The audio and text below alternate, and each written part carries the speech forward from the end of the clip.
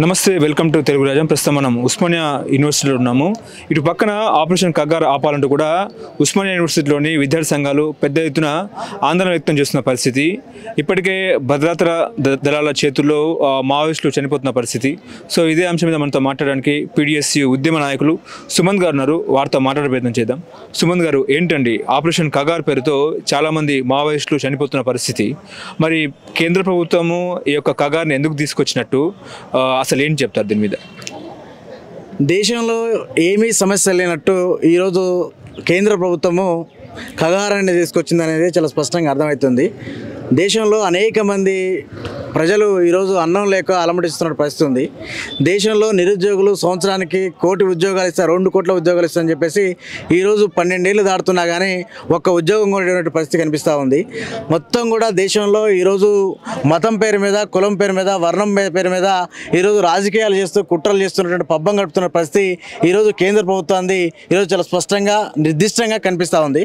కాబట్టి ఇవన్నీ పక్కదోర పోగొట్టాలి. కాబట్టి ఈరోజు మరోవైపు ఏం చేస్తున్నారంటే ఈరోజు దేశంలో రాజకీయంగా మళ్ళీ సుస్థిరంగా మేమే ఉండాలని చెప్పేసి దురుద్దేశంతో ఈరోజు పాకిస్తాన్ మీద యుద్ధం పేరు మీద ఈరోజు కాలయాపన చేసి ఈరోజు అనేక మంది మిలిటరీ యొక్క సైనికులు మొత్తం కూడా ఈరోజు చనిపోవడానికి కారణమైన పరిస్థితి కూడా ఈరోజు కనిపిస్తూ ఉంది. మరోవైపు ఈ దేశానికి ఒక సౌరభమైనటువంటి అధికారం ఉంటుంది. అధికారాన్ని కాదని ఈరోజు ఈ దేశ ప్రధాని కావచ్చు, హోంమంత్రి కావచ్చు, ఇతర మంత్రులు ఎవరు కూడా ఈరోజు ఆ ఆపరేషన్ సింధూర్ సంబంధించిన దాంట్లో ఆపేస్తున్నామని ఎవరు చెప్పలేదు. కానీ ట్రంప్ చెప్పిన తర్వాత మాత్రమే దాన్ని ఆమోదిస్తూ ఈరోజు ట్రంప్కి కీలుబొమ్మలాగా ఈ కేంద్ర ప్రభుత్వం ఉన్నదనేది చాలా స్పష్టంగా మనకు అర్థమవుతుంది. కాబట్టి ఈరోజు ఈ మొత్తం ప్రత్యేకించి దేశవ్యాప్తంగా చర్చనీయాంశ అంశం ఏంటంటే కగార్ అనేది ఈరోజు విచ్చలవిడిగా ఈరోజు సైనిక బలగాలు పోయి చంపుతున్న పరిస్థితి ఈరోజు కనిపిస్తూ ఉంది. ఎందుకు మావోయిస్టులు అనేక సందర్భాలలో కూడా వాళ్ళు మాట్లాడుతూ ఉన్నారు.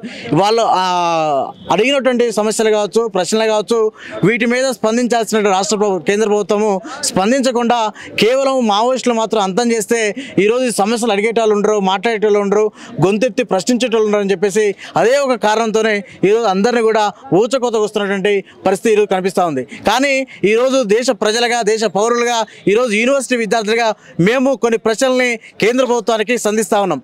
అది ఏంటంటే ఈ దేశంలో అధికారంలో వచ్చినప్పుడు ఈ దేశంలో ఒక రాజ్యాంగం ఉంది. ఈ రాజ్యాంగానికి అనుగుణంగా మేము తప్పనిసరిగా దీనికి లోబడి పనిచేస్తామని చెప్పేసి మాట్లాడడం జరిగింది. అదేవిధంగా ప్రమాణం చేసి ఈరోజు ఆ పదవులు ఎక్కినటువంటి పరిస్థితి కనిపిస్తూ ఉంది. కానీ పదవి రాగానే పక్కదోవ బట్టి ఈరోజు ఐడియాలజికల్గానో లేకపోతే బహుళ జాతి సంస్థలకు ఈ దేశంలో ఉన్న సంపద మొత్తం కూడా కూడగొట్టడం కోసం, వాళ్ళకి అప్పచెప్పడం కోసం ఈరోజు కగారును తీసుకొచ్చి అడవులంతా కూడా అన్యాయం చేస్తే అన్యాయక్రాంతం చేసినటువంటి ప్రక్రియకి ఈరోజు కేంద్ర ప్రభుత్వము తీసుకొస్తున్న పరిస్థితి కనిపిస్తూ ఉంది. ఇది దుర్మార్గమైంది. కగార్ని నిలిపివేయాలి, మావోయిస్టులతో శాంతి జరపాలని చెప్పేసి యూనివర్సిటీ విద్యార్థులుగా అభిప్రాయపడతా ఉన్నాం. ఓకే, ఒకవైపు ఏంటంటే ప్రభుత్వాలు ఎవరి వైపు, మావోయిస్టులు ఎవరి వైపు అంటే ఏం చెప్తారండి? ప్రభుత్వాలు మొత్తం కూడా బహుళ జాతి సంస్థల వైపు ఉన్నాయనేది చాలా స్పష్టంగా అర్థమవుతుంది. మావోయిస్టులు అడవి ఉండాలి, ప్రజలు ఉండాలి, వాళ్ళకి ఆహారం ఉండాలి, అన్నం ఉండాలి, ఉండటానికి ఇల్లు ఉండాలని చెప్పేసి మావోయిస్టులు ఈరోజు అడుగుతూ ఉన్నారు. కాబట్టి దేశ ప్రజలందరూ కూడా ఈరోజు అడుగుతూ ఉన్నారు. అనేకమైనటువంటి పోల్స్ ఈరోజు మీడియా సంస్థలు పెట్టినా కానీ ఓకే, ఇప్పుడు 70% దాకా ఈరోజు మావోయిస్టులు ఉండాలని చెప్పేసి ఈరోజు ఆ సర్వేలన్నీ కూడా మొత్తం కూడా స్పష్టంగా తెలియజేస్తూ ఉన్నాయి. ఓకే, ఇప్పుడు మావోయిస్టు ప్రధాన కార్యదర్శి అయినటువంటి నంబల కేశవరావు చనిపోయిన తర్వాత ఇప్పుడు మావోయిస్టు ఉద్యమం పూర్తిగా విధ్వంసమయ్యే అవకాశం ఉందంటారా? ఇది ఒక ఐడియాలజికల్ వ్యవస్థ. ఇది ఒక్కరు పోతానో ఇద్దరు పోతానో ఈరోజు అంతమైపోయింది అనుకుంటే గత 50 ఏళ్ళ సుదీర్ఘ ఉద్యమం ఇది.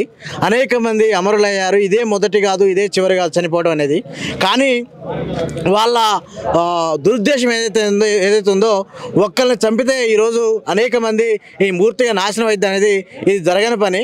అది తప్పనిసరిగా చరిత్రలో గతంలో ఎక్కడ చూసుకున్నా కూడా, ఈ ఉద్యమాలు చూసుకున్నా కూడా ఆ పరిస్థితి లేదు. కాబట్టి వాళ్ళ ఉద్దేశం వాళ్ళు పబ్బం కట్టుకోవడం కోసం, రాజకీయ పత్రికలకు ఇచ్చుకోవడం కోసం కావచ్చు, రాజకీయాన్ని స్వబుద్ధితో మొత్తం కూడా వాళ్ళు నడిపించుకోవడం కోసం, కొన్ని రోజులు నడిపించుకోవడం కోసం కావచ్చు, అట్లాగే ఈ దేశంలో ఉన్న సంపదని కొద్ది మంది చేతిలో పెట్టడం కోసం మాత్రమే ఈ యొక్క వ్యూహాలు పనికొస్తాయి తప్ప పూర్తి కాలంలో, దీర్ఘకాలికంలో ఈరోజు వాళ్ళు చెప్పినటువంటి ఆలోచనలు అవుతున్నాయో అది దుర్మార్గమైనవి. తక్షణమే ప్రజలందరూ కూడా దీన్ని తిరస్కరిస్తూ ఉన్నారు. విపరీతమైనటువంటి స్పందన వస్తూ ఉంది. ఈరోజు అనేక మందిని చంపినా కూడా ఇది మానవీయ హోమంగా చూస్తూ ఉన్నారు. కాబట్టి మనుషులను చంపడం నేరము. ఇది రాజ్యాంగబద్ధంగా ప్రజాస్వామ్యంగా చర్చలు జరపాలని చెప్పేసి ప్రజలందరూ కోరుకుంటున్నారు. నిజంగా నంబాల కేశవరావుని చంపేశారా లేకపోతే కుట్రపూరితంగా ఎన్కౌంటర్ హతమయ్యారంటే ఏం చెప్తారు? అసలు మనిషిని చంపడం అనేది నేరం. నిజంగా రాజ్యాంగబద్ధంగా ప్రజాస్వామ్యంగా వాళ్ళు ఆయుధం పట్టుకొని ఉన్నప్పుడు ప్రభుత్వాలు ఉన్నాయి, కోర్టులు ఉన్నాయి, న్యాయస్థానాలు ఉన్నాయి, న్యాయ వ్యవస్థ ఉన్నది. తీసుకుపోయి సబ్మిట్ చేయాలి కోర్టులలో. ఆయుధాలు పట్టుకున్నా అని చెప్పేసి వాళ్ళకి తగిన శిక్షలు ఉన్నాయి. కానీ ఆయుధాలు పట్టుకోగానే ఈరోజు పూర్తి స్థాయిలో పోయి వీళ్ళు పట్టుకున్నారని చెప్పేసి లేకపోతే అనారోగ్యంతో ఉన్న వాళ్ళందరినీ తీసుకుపోయి చంపేసి ఈరోజు అనేకమైన బూటకపు ఎన్కౌంటర్లు చేస్తున్న పరిస్థితి కనిపిస్తూ ఉంది. ఇది దేశానికి ప్రజాస్వామ్యానికి మంచిది కాదు. దీన్ని తక్షణమే దీన్ని ఆపివేయాలని చెప్పేసి విద్యార్థులు అభిప్రాయపడతా ఉన్నాం. నంబాల కేశవరావు ఒరిస్సా హాస్పిటల్లో చికిత్స పొందారు. ఆ చికిత్స పొందుతున్న నేపథ్యంలో కోవర్ట్ ద్వారా పోలీసులకు సమాచారం అందితే వెంటనే అక్కడ హాస్పిటల్లో పట్టుకొని అరణ్యంలోకి తీసుకొచ్చి కాల్చి చంపారు అనేది మావోయిస్టుల వాదన. నిజమే అంటారా? జరిగే ఉండొచ్చేమో, కానీ వాస్తవాలు మనకి ఏం జరిగింది అనేది మావోయిస్ట్ పార్టీ చెప్పిన దాకా కూడా మనం దాన్ని నిర్ధారణ చేసుకోవడానికి ఆవశ్యకత లేదు. కాకపోతే గత చరిత్ర చూసుకున్నట్లయితే అనేకమైనటువంటి ఫేక్ ఎన్కౌంటర్లు కావచ్చు, ఇళ్లలో నుండి పట్టుకుపోయి అత్యంత దుర్మార్గంగా అడవిలో తీసుకుపోయి కాల్చివేసిన సంఘటనలు చరిత్ర చెప్తా ఉన్నది. కాబట్టి వాళ్ళ వ్యవహార శైలి బేసిక్గా అట్లే ఉంటుంది. కాబట్టి నిజమని కూడా నమ్మడానికి మనం ఆవశ్యకత కూడా ఉన్నది. ఓకే, ఇప్పుడు మావోయిస్టులు ఏమో చర్చలు జరపాలని మావోయిస్టులు అంటుంటే చర్చలు లేదు, ఏం లేదు, డైరెక్ట్ ఎలిమినేట్ అని చెప్పేసి ప్రభుత్వం అంటున్న పరిస్థితి. ఈ దేశంలో ఎవరిని ఎలిమినేట్ చేయాలనేది ప్రజలు డిసైడ్ చేస్తారు. ప్రజల విశ్వాసాల మీద అభిప్రాయపడి ఉంటాయి.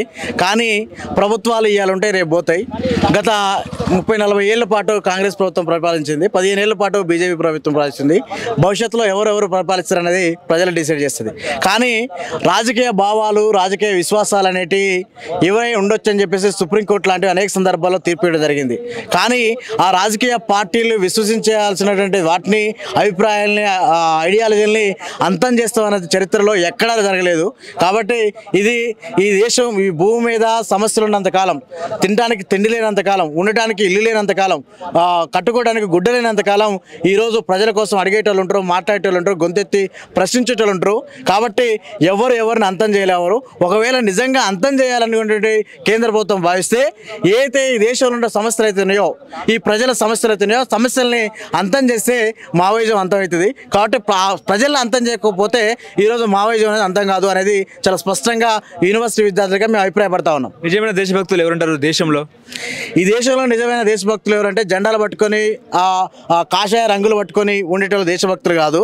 నిజంగా ఎవరైతే ప్రజలకి ఏదైతే నీడ్ ఉన్నదో, అవసరం ఉన్నదో, వాళ్ళ గొంతును నుదివేసినప్పుడు పక్కన ఉండి గొంతెత్తి మాట్లాడినప్పుడు మాత్రమే ఈరోజు ప్రజల పక్షాన్ని నిలబడేటోళ్ళు, కొట్లాడేటోళ్ళు, వాళ్ళ గొంతుగా, వాళ్ళ ప్రాణంగా, వాళ్ళ జీవంగా ఉండి ఈరోజు ఉండటానికి ఇల్లు కావచ్చు, కట్టుకోవడానికి బట్ట కావచ్చు, తినడానికి తిండి కావచ్చు, ఇవన్నీ కూడా సమృద్ధిగా ఉండాలి.